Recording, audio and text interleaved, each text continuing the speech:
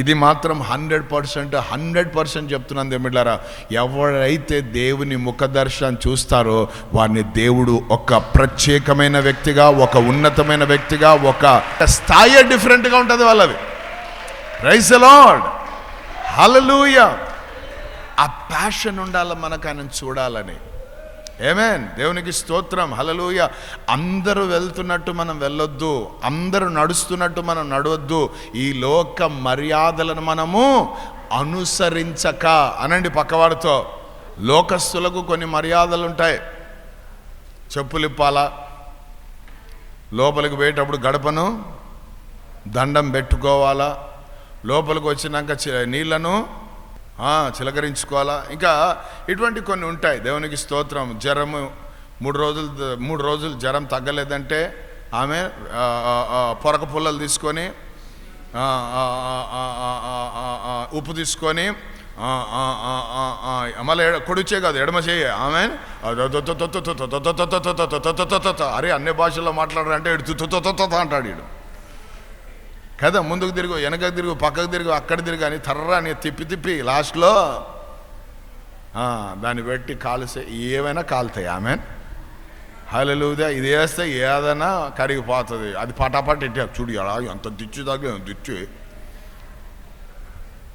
అది లోక మర్యాదలు. ప్రైజ్ ది లార్డ్, హల్లెలూయా. వింటున్నారా? అవన్నీ వాటి మధ్యలో మనం ఉన్నాం. ప్రైజ్ ది లార్డ్, హల్లెలూయా. మీరు ఇంట్లో దిగారు కానీ ఆ గుమ్మము ఇక్కడ ఉండొద్దు, అది ఇక్కడ ఉండాలా, అది పైన ముయ్యాలా, ఇది తెరవాలా, అది కొయ్యాలంటే ఇక్కడ గుంపం పట్టుకొని పోయి తెలివిలోనోడు వాడికి ఏమి లేదు, ఫ్రీగా 2 మాటలు అయిపోతాయి. కానీ ఖర్చు అంతా ఎవరికైతుంది? ఇంటికి కట్టడానికి ఎన్నో అప్పులు తీసుకున్నాం, మళ్ళా ఈ వాస్తుతోటి మళ్ళా దిక్కాలు అయ్యి మార్చడానికి మళ్ళా ఒక 2 లక్షలు బ్యాంకులోంచి తెచ్చుకోవాలి. అద్భుతం ఏమైనా మారిందా? ఏం మారలేదు, ముందు కంటే ఇంకా వరస్ట్. ఆమేన్, హల్లెలూయా. ఎందుకంటే ముందు కంటే ఎక్కువ అప్పే ఉంటుంది. దేవునికి స్తోత్రం. కాబట్టి ఈ లోకం మర్యాదలు మనం ఏం చేయద్దు. హల్లెలూయా. ఏమ్మా ఇన్ని రోజులు పోతుంటావు, ఎప్పుడు చూసినా మందిరం అంటావు, ఎప్పుడు చూసినా ప్రార్థన అంటావు, ఎప్పుడు చూసినా దేవుడు అంటావు, ఎప్పుడు చూసినా పరిచయం అంటావు, ఎప్పుడు చూసినా సువార్త అంటాడు, ఎప్పుడు చూసినా అంటే ఉపవాసాలు అంటావు, ఎప్పుడు చూసినా ఏం జరిగింది ఇన్ని చేసి ఏం జరిగిందంటే నీకు తెలియని చాలా జరిగినాయి అని చెప్పాలా. అవును కదా కాదు. హల్లెలూయా. అన్ని చెయ్యడానికి ప్రభు నీకు బలాన్ని, శక్తిని, కృపను. ఆమేన్. ఇంకొక గొప్ప విషయం తెలుసా, చెప్పాలా వద్దా? నువ్వు చేసేవన్నీ గమనించి నీకు ఒక సాక్ష్యంగా దేవుడు నిలబెట్టాడు పక్కన. హల్లెలూయా. నా భక్తి, నా ప్రార్థన, నా విశ్వాసం, నా మందిరం, నా పరిచయం, ఎవరు నన్ను చూడడం లేదు, ఎవరు నన్ను పట్టించుకోవడం లేదు అంటే నీ పక్క ఇంట్లోనే ఉంటుంది, నీ ఇంట్లో ఉంటుంది చూసేట ఆమె. చాలు ఆ మాట అన్నారంటే అంత అద్భుతం. దేవునికి స్తోత్రం. కటి లోక మర్యాదలను అనుసరించకుండా ఈ యొక్క హేచ్కెల్లాగా మనము ఒక ప్రత్యేకమైన రీతిగా ఉన్నప్పుడు ఆయన సింహాసనమే మనం చూస్తాం, ఆయన ముఖ దర్శనం మనకు కనబడుతుంది. హల్లెలూయా. దేవునికి స్తోత్రం. దాని తర్వాత చూడండి దానియేలు గ్రంథం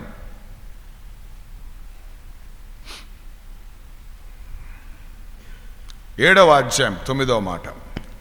డానియల్ 7:9.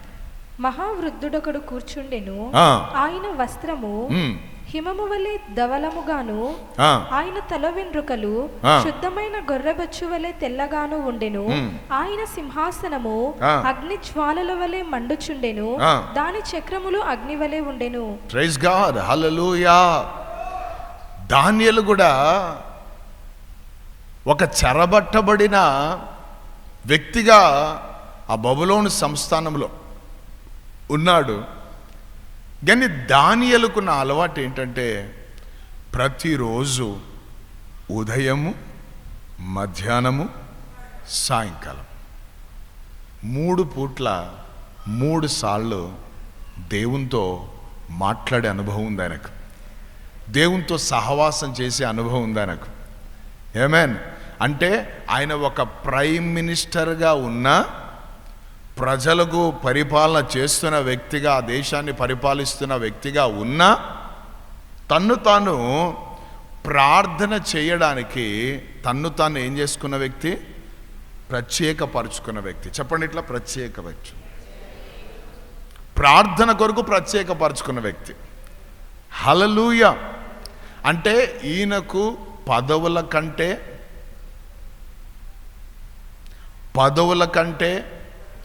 రాజుల యొక్క మెప్పుల కంటే, రాజ్యములో ఉన్న సమస్యల కంటే ఈయనకు ఇష్టమైంది, చాలా ప్రియమైంది ఏంటంటే దేవుని యొక్క ముఖ దర్శనాన్ని చూడ్డానికే అతడు ఎప్పుడు కూడా, ఆమేన్, అందుకే అతడు 21 దినములు ఉపవాసం ఉండి ప్రభు పాదాల దగ్గర కూర్చున్నాడు ఆయన.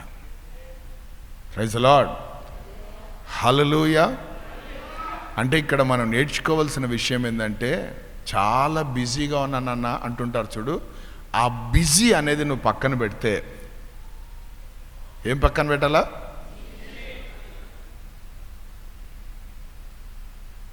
పనులు పనులు పనులు పనులు పనులు ప్రయాణం ప్రయాణం ప్రయాణం, సంపద సంపద సంపద సంపద, ఇవన్నీ నువ్వు పక్కన పెడితే, ప్రభు పాదాల దగ్గర కూర్చుంటే ఆయన యొక్క ముఖ దర్శనం నీకు కనబడుతుంది. డానియల్ చేసింది అదే. డానియల్ చాలా బిజీ. ఇప్పుడు మోడీ గారు ఎంత బిజీగా ఉంటాడు? మోడీ గారు పదవి అన్నమాట డానియల్కి ఉంది అక్కడ బబులోను సంస్థానం. అంటే రాజు తర్వాత రాజు ఈయన కింద చాలామంది మంత్రులు ఉన్నారు, అందరినీ చూసుకోవాలి, బాగోలు అన్నీ కూడా ఈయన కనుక్కుంటా ఉండాలి. అటువంటి బిజీ వ్యక్తి కూడా దేవునికి ఏమిస్తున్నాడైనా అంటే, రేపు పొద్దున మనము దేవుని ముందు నిలబడినప్పుడు, ఏరా ప్రార్థన చేసుకోలేదు, ఏరా వాక్యం చదువుకోలేదు, ఏరా నాతో సమయం గడపలేదు అంటే, బిజీగా ఉన్న ప్రభువా అని చెప్పావనుకో, హల్లెలూయా, డానియల్ కంటే బిజీగా నువ్వు అంటాడు దేవుడు. డానియల్ కంటే మనం బిజీయా? ఆమేన్. నువ్వు ఒక్క కుటుంబాన్ని చూసుకునే దాంట్లోనే ఇంత బిజీగా ఉంటే, మరి డానియల్కి కొన్ని 100 కుటుంబాలు 1000 కుటుంబాలు ఉన్నాయి అక్కడ. వాటన్నిటి బాగోలు చూసుకోవాలినా, రాజుగారికి మంచిగా చూసుకోవాలినా, రాజుగారికి ఏ పేరు రాకుండా చూసుకోవాలినా, ఇవన్నీ ఈయన చేతులు ఉన్నాయి, బాధ్యతలు ఉన్నాయి, బరువులు ఉన్నాయి, ఇంకెంత విస్తారమైన పని ఉంటుంది. అయినప్పటికీ ప్రతిరోజు 3 సార్లు ఇంటికి పోతాడంట. ఆమె టిఫిన్ చేయడానికి, మధ్యాహ్నం భోజనం చేయడానికి, సాయంత్రం ఈ కాదు, బజ్జీలు వడలు తినడానికి కాదు, 4 గంటలకి ప్రార్థన చేయడానికి యెరూషలేము వైపు. దేవునికి స్తోత్రం. హల్లెలూయా. కిటికీలు తెరిచి చేతులెత్తి ప్రార్థిస్తూ దేవుని స్తుతించడానికి దానియేలు ఒక నియమం పెట్టుకున్నాడు తన జీవితంలో. దానికంటే ఇది బిజీ పని అనుకున్నాడు ఆయన. అందుకే 5 మంది రాజుల దగ్గర ఒక్కొక్క రాజు అతన్ని హెచ్చిస్తూనే పోయినాడు. రాజులు తొలగిపోతున్నారు కానీ రాజులకే రాజు, ప్రభులకే ప్రభువును సేవిస్తున్న వాడు మాత్రం సియోను కొండవలె నిలబడే ఉన్నాడు. దేవునికి స్తోత్రం. హల్లెలూయా. ఎంతో మందిని చూశాడు ఆయన సర్వీస్లో. ఒక రాజు దగ్గర ఉండడం అంటే మామూలు విషయం కాదు. మరి ఈయన 5 మందిని చూసినాడు అనమాట. వారి పరిపాలన, వారి కథ అన్నీ తెలిసి నాకు. అయినా ఆయన ఆత్మ మంట కలిగిన వాడిగా, ఇవన్నిటికీ మూలం, ఇవన్నిటికీ కారణం, ఈరోజు ఈ 5 ఏళ్ళు నా నోట్లోకి వెళ్తున్నాయంటే దీనికి కారణం నా యేసయ్యనే. ఆయన ఇచ్చిన బలము, ఆయన ఇచ్చిన కృప, ఆయన ఇచ్చిన ఆరోగ్యము, ఆయన ఇచ్చిన పనులు, ఆయన ఇచ్చిన రాబడి, ఆయన ఇచ్చి అన్నీ ఆయన చేసింది కాబట్టి సమస్తము ఆయన లేకుండా ఏవి కలగలేదు. ఆయన నాకు ఇచ్చాడని వాటికి కృతజ్ఞుడై ఈయన ప్రతిరోజు ఏం చేస్తున్నాడు? దేవునితో మాట్లాడుతూ ఉన్నాడు. ఆమేన్. రోజుకి ఎన్నిసార్లు తింటున్నామంటే చెప్పగలం, కానీ రోజుకి ఎన్నిసార్లు ప్రార్థన చేస్తున్నామంటే, రోజుకి ఎన్నిసార్లు స్తుతిస్తున్నామంటే, రోజుకి ఎన్నిసార్లు మోకరిస్తున్నామంటే, ఆ పొద్దున్నే లేచి కొంచెం ఒక 10-6 గంట ప్రార్థన చేసాం కానీ మనం ఏమనుకుంటామంటే, అబ్బా ఎంతో చేసినాం అనుకుంటాం. నీకు ఒక విషయం తెలుసా? ఎప్పుడైతే యేసు ప్రభు శిలువలో మరణించి సమాధి చేయబడి తిరిగి 3వ దినాన లేచి అతడు పునరుత్థానుడై ఆ పరలోక రాజ్యానికి వెళ్ళి తండ్రి కుడిపార్శ్వన ఆసీనుడైనాడో ఆ రోజు నుండి ఈ రోజు వరకు మనందరి కొరకు ప్రధాన యాజకుడిగా ఆయన మనకందరి కొరకు విజ్ఞాపన చేస్తున్నాడని దేవుని వాక్యం సెలవిస్తాం.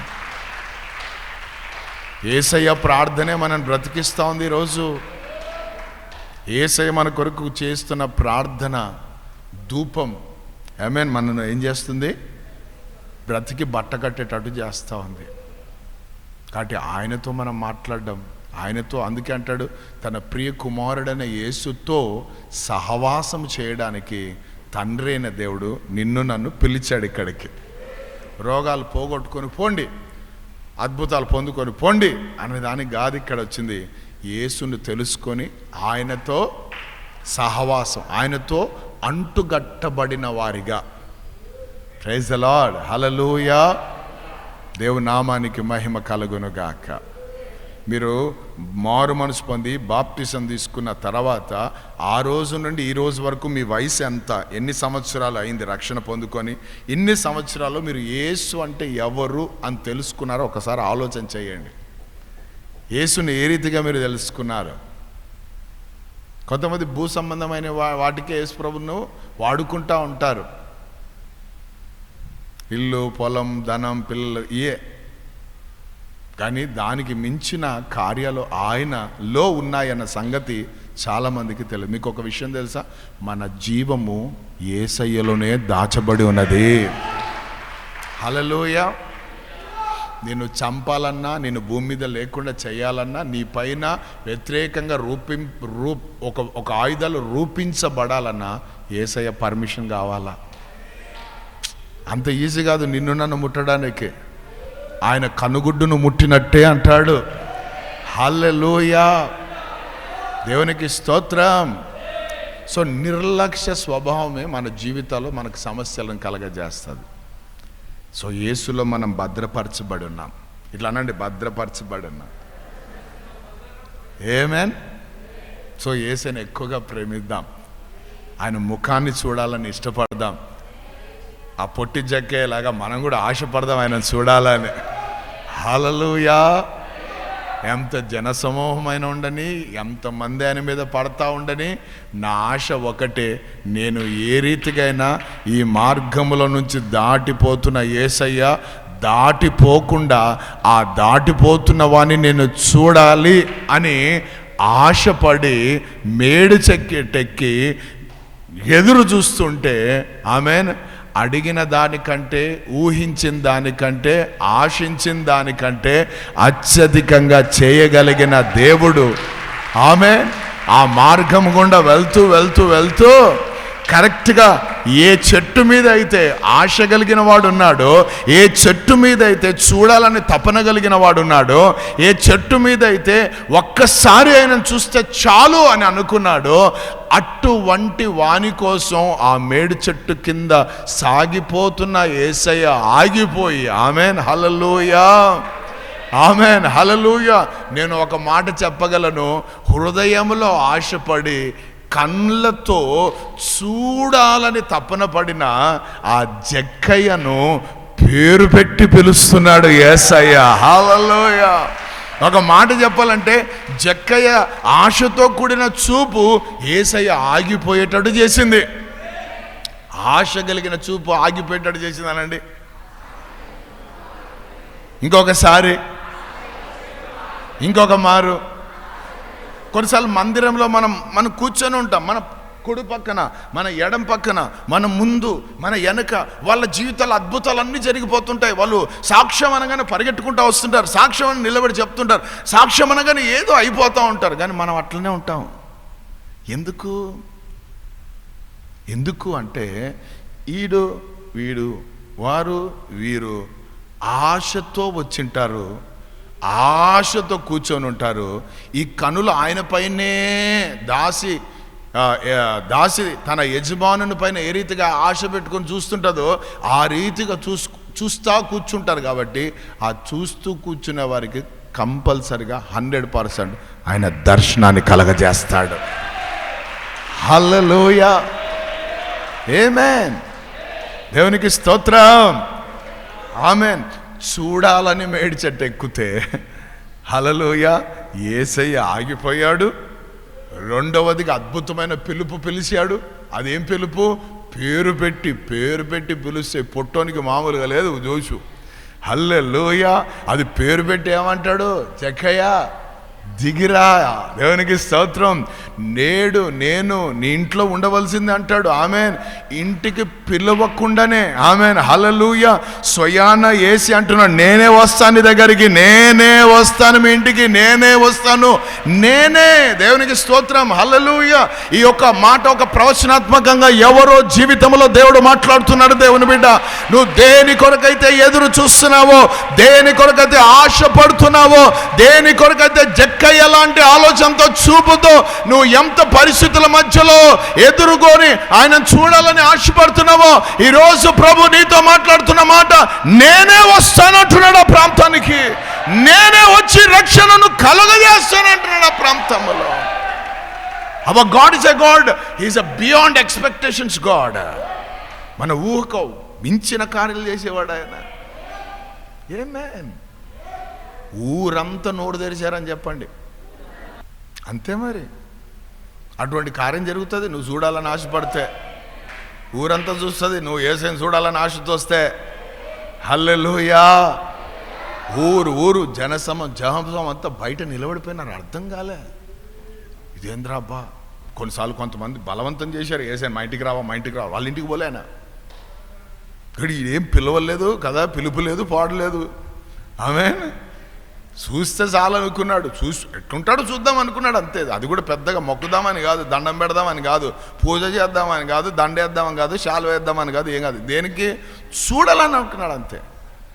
నువ్వు దేవుని దగ్గరికి వచ్చినప్పుడల్లా నీ ఆశ, నీ కోరిక, నీ వాంఛ, నీ తృష్ణ ఇదే ఉండాలి. ప్రభువా నిన్ను చూడాలనుందయ్యా. అందుకే కొండ మీద కూర్చోగానే ఫస్ట్ మాట ప్రపంచానికి యేసుప్రభు అందించింది అదే, హృదయ శుద్ధి గలవారు ధన్యులు, వారు దేవుణ్ణే చూస్తారు అని. దేవుడు కనబడడు కాబట్టి మనమే దేవుణ్ణి చేసుకుందాము అని మానవుడు ఈ మట్టి బుర్రతో ప్రయోగం చేసి దేవుళ్ళని చేసుకుంటా పోతున్నారు. కానీ దానికి పరిష్కారం యేసుప్రభు అంటాడు, నీ హృదయం శుద్ధిగా పెట్టుకో, ఆయన్నే నువ్వు చూస్తావు అంటాడు. దేవునికి స్తోత్రం. హల్లెలూయా. అంటే దీని అర్థం కనిపించే దేవుడైనా, మరుగుగా ఉండేవాడు కాదైనా, నువ్వు ఆశతో, పరిశుద్ధతతో, ఆసక్తితో నువ్వు ఉంటే చాలు చూస్తాడు, కనబడతాడు. హల్లెలూయా. తల రాత మార్చేశాడు జక్కేది. ఆమెన్. హల్లెలూయా. వీధిలో చూద్దాం అనుకున్నాడు, ఇంట్లోకి వచ్చాడు. ఆమెన్. హల్లెలూయా. ఆమెన్. వీధిలో నిలబట్టి 2 నిమిషాలు ఇంటర్వ్యూ ఇద్దాం అనుకుంటే ఇంట్లోకి వచ్చి కూర్చున్నాడు. Praise the Lord. రక్షకుడు. హల్లెలూయా. అంటాడు, నశించిన దానిని వెతికి రక్షించడానికి వచ్చాను. ఇతడు కూడా అబ్రహాము కుమారుడు రా పిచ్చోడా, ఈయన్ని కూడా నేను రక్షించడానికి వచ్చాను. దేవునికి స్తోత్రం. హల్లెలూయా. మాటలు లేకుండా ఎన్నో పనులు జరగపోతాయని ముఖ దర్శనాన్ని చూసిన జక్కయ్య దోపుడు సొమ్ము అంతా బయటికి తెచ్చాడు. మొత్తం ఎక్కడెక్కడైతే తీసుకున్నాడు, ఎక్కడికైతే వడ్డీలు నడ్డీలు అన్నీ ఇరగొట్టాడో ఆ సొమ్మంతా తెచ్చిపెట్టాడు. పెట్టి అన్నాడు, అయ్యా ఇంతవరకు ఇవన్నీ నువ్వు ఇచ్చినాయి అనుకున్నా, నువ్వు పెట్టిన ఆశీర్వాదాలు అనుకున్నా, నువ్వు వడ్డీ అనక ఇంత సమస్య ఉంటుంది అక్కడ తెలిసిపోయింది, నువ్వు పరిశుద్ధునివయ్యా, నా ఇంట్లోకి రావడం ఏందయ్యా అని చెప్పి ఎవడి దగ్గర నేను అన్యాయంగా తీసుకున్నానో వానికి 4 ఇంతలు. ఎంత మాట! నేను ఎట్లా ఊహించుకుంటానంటే యేసుబాబు ముసి నవ్వులు నవ్వుతూ ఉంటాడు, శిష్యులందరూ కిక్కి నవ్వుతుంటారు. ఎందుకంటే వీడు చేసిన అన్నీ ఒప్పుకొని అన్నీ ఆ ఫ్యాన్ వెనుక పెట్టినాడు, ఫోటో వెనుక పెట్టినాడు. వీళ్ళు దాచుకునేటోళ్ళు భలే దాచుకుంటారు. మొన్న ఎక్కడో సిబిఐలు పోయి రైడ్ చేస్తే బాత్రూమ్ నిండా 500 నోట్లు ఉన్నాయి. ఆ పిఓపిని ఇట్లా కొడతా ఉంటే 500 పడుతున్నాయి. అంటే ఆదాయం మించిపోయి ఆడు ఏం చేయాలో ఎక్కడ పెట్టుకోవాలో అర్థంగా బ్యాంకులు నిండిపోయినాయి, ఆ ఫారెన్ బ్యాంకులు నిండిపోయినాయి, సూట్ కేసులు నిండిపోయినాయి, అల్మేరా నిండిపోయింది కదా. దేవునికి స్తోత్రం. హల్లెలూయా. అన్నీ నిండిపోయి ఈడు జైల్లో ఉన్నాడు. ఆమేన్. సరిపోయి. దేవునికి స్తోత్రం. హల్లెలూయా. అందుకే సొలొమోన్ అంటాడు, నాన్న ఎక్కువద్దు తక్కువద్దు, ఎక్కువైంది అనుకో తిండి ఎక్కువైపోయి నేను నిన్ను మర్చిపోతా. ఆమెన్. తక్కువైంది అనుకో నువ్వు ఎక్కడున్నావు నిన్ను దూషిస్తా. కాబట్టి ఇప్పుడు వచ్చింది ఏంది? నాకు కావాల్సింది సరిపోయింది, నాకు యేసు ప్రభు కూడా అదే అన్నాడు, అనుదిన ఆహారము. నేను ప్రతిరోజు అదే ప్రార్థన చేస్తాను, అనుదిన ఆహారం నేను మాకు దయచే ప్రభు అని. దాంట్లో ఎంత తృప్తి ఉంటుందో తెలుసా? అందరూ ఆమెన్ చెప్పండి. తృప్తి లేనోడు ఎవరంటే అనుదిన ఆహారం లేనోడు. ఆమెన్, హల్లెలూయా. కాబట్టి ప్రభు తన కృపను మనందరికీ దయచేయునుగాక.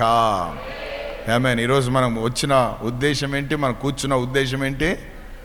ప్రభుని చూడాలి, ఒక్కసారైనా చూడాలి. హల్లెలూయా. ఒక్కసారి చూస్తే మన జీవితాలు మారిపోతాయి. ఆమేన్. యాకోబు చూశాడు, ఆశీర్వాదాలతో మార్చబడ్డాడు. హల్లెలూయా. రెండవదిగా ఈ మాట కూడా మర్చిపోయాను, మోషే చూశాడు. ఆమెన్. మోషే చూశాడు, ఆయన జీవితం కూడా మారిపోయింది ఒక గొప్ప నాయకుడిగా. ఆమెన్, హల్లెలూయా. దాని తర్వాత యేషయ్య చూశాడు, ఆయన జీవితం కూడా మారిపోయింది ఒక గొప్ప ప్రవక్తగా. ఆమెన్. హెజ్కేల్ చూశాడు, ఆయన జీవితం కూడా మారిపోయింది ఒక గొప్ప ప్రవక్తగా. దేవునికి స్తోత్రం. దాని తర్వాత దానియేలు చూశాడు, అతని జీవితం కూడా అంచెలంచెలుగా ఆశీర్వాదాలతో మారిపోయింది. దేవునికి స్తోత్రం, హల్లెలూయా. దాని తర్వాత జక్కయ్య చూశాడు, ఆయన జీవితం కూడా, ప్రైజ్ ది లార్డ్, హల్లెలూయా, ఆమేన్. మార్పుతో పాటు ఆశీర్వాదం అని చెప్పండి. మార్పు ఆశీర్వాదం, మార్పు ఆశీర్వాదం, మార్పు ఆశీర్వాదం, మార్పు ఆశీర్వాదం. ఇది ఎప్పుడు కలుగుతుంది అంటే ఆయన ముఖ దర్శనాన్ని మనం చూసినప్పుడే కలుగుతుంది. హల్లెలూయా. ఎప్పుడు ఆయనను చూడాలని ఇష్టపడుతుండాలి. ఆమేన్. దేంట్లో కనబడతాడు ఆయన? దేంట్లో కనబడతాడు ఆయన? దేవుడు చేసిన ప్రతి సృష్టిలో ఆయన కనబడతాడు. కాబట్టి దేంట్లో కనబడతాడంటే ఆయన దేవుని యొక్క వాక్యములో కనబడతాడు. ఎందుకంటే ఆయన శ్వాసలో నుండి వచ్చింది ఈ మాట. నువ్వు వాక్యము చదివేటప్పుడు, దేవా నిన్ను నువ్వు నాకు ప్రత్యక్షపరచుకున్నాయనా అని చెప్పి, నా మనోనేత్రాలు ఆత్మనేత్రాలు బాగుగా తెరువునైనా అని ప్రార్థన చేసుకొని నువ్వు వాక్యం చదవడం ప్రారంభిస్తే ఆ దర్శనాన్ని నువ్వు పొందుకుంటావు. హల్లెలూయా, హల్లెలూయా. ఇంకా చాలామంది ఉన్నారు, దేవునికి స్తోత్రం. కాకపోతే ముఖ్యమైన ఉద్దేశాలు మనతో దేవుడు మాట్లాడాడు. దేవునికి స్తోత్రం, హల్లెలూయా. యాకోబు తన కుటుంబాన్ని, తనకున్న ఆస్తిపాస్తులన్నిటినీ దాటించేశాడు, పక్కన పెట్టేశాడు. ఆమెన్. మోషే, హల్లెలూయా, 30 లక్షల మందిని ఆయన ఒక న్యాయాధిపతిగా, వాళ్ళకి సమస్యలను చూసుకునేవాడుగా, నడిపించేవాడుగా, ఈ అవన్నీ బిజీ షెడ్యూల్ అంతా కూడా పక్కన పెట్టి ఒంటరిగా పోయి కూర్చున్నాడు దేవుని దగ్గర.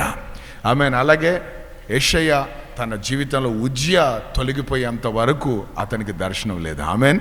దేవునికి స్తోత్రం. అంటే ఆటంకాలు, అడ్డంకాలు పక్కన పడేశాడు. ఆమెన్.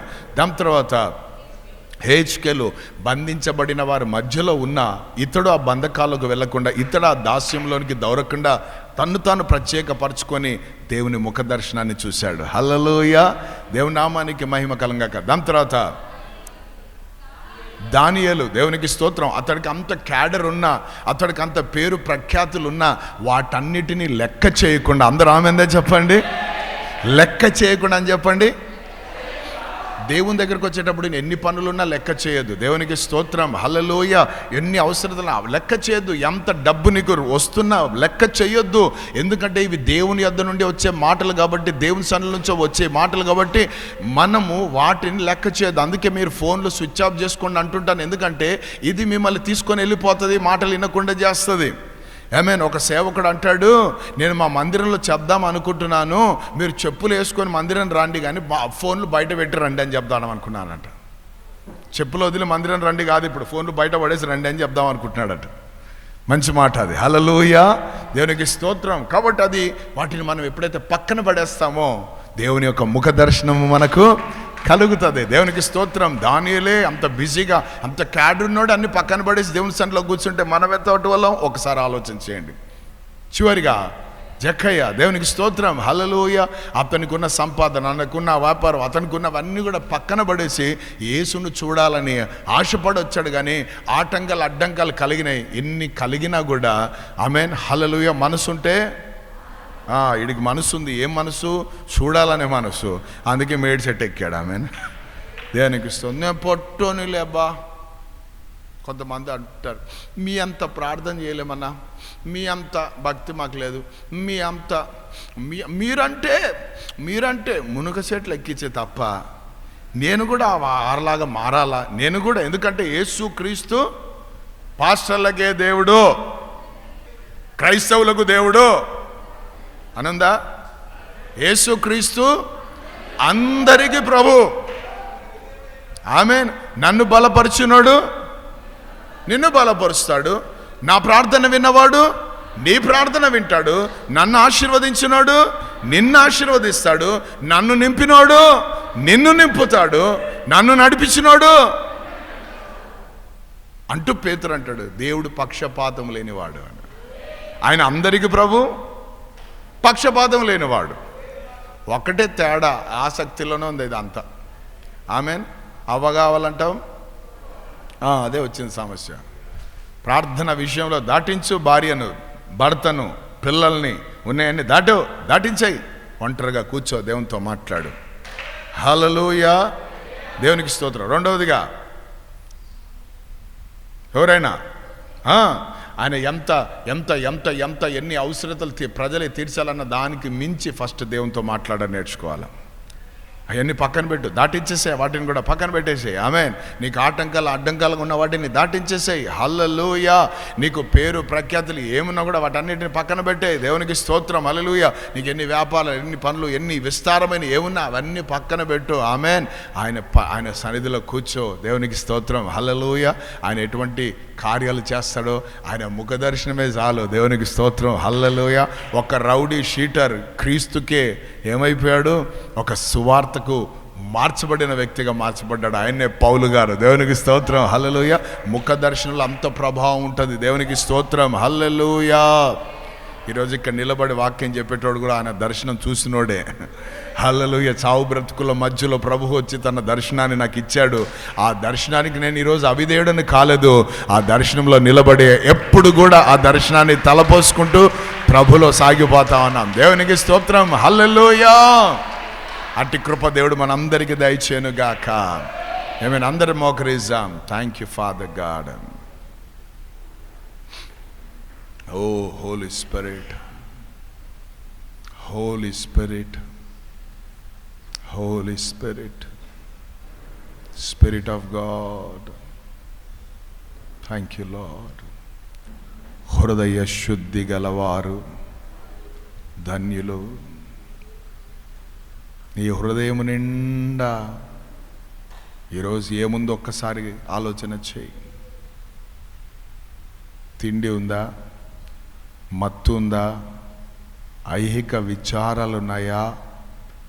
దేవుని కంటే నీ కుటుంబాన్ని, దేవుని కంటే నీ పిల్లల్ని, దేవుని కంటే నీ పనులను, దేవుని కంటే నీ వ్యాపారాలను, దేవుని కంటే నీ రాబడిని, దేవుని కంటే నీ యొక్క చదువులను, దేవుని కంటే నీ ఉద్యోగాలను, దేవుని కంటే నీ యొక్క శరీర కోరికలను, దేవుని కంటే సెల్ ఫోన్ని నువ్వు ఎక్కువగా ప్రేమిస్తున్నావా? అది నీ హృదయంలో ఉందా? అయితే ఈరోజు యేసే రక్తంతో కడగబడాలా. ఎల్లప్పుడూ మిమ్మల్ని చూస్తుండే కనులు దయచేయి నాయనా. దాసి ఎట్లయితే యజమానుని చూస్తూ ఉంటుందో నాయన, అట్లా ఎప్పుడు మిమ్మల్ని చూస్తూ ఉండాలయ్యా. అబ్రహాము 3 సార్లు కళ్ళెత్తి మిమ్మల్ని చూశాడయ్యా. ఆ ప్రాంతంలోనూ ఒక అద్భుతం జరిగిపోయింది నాయన.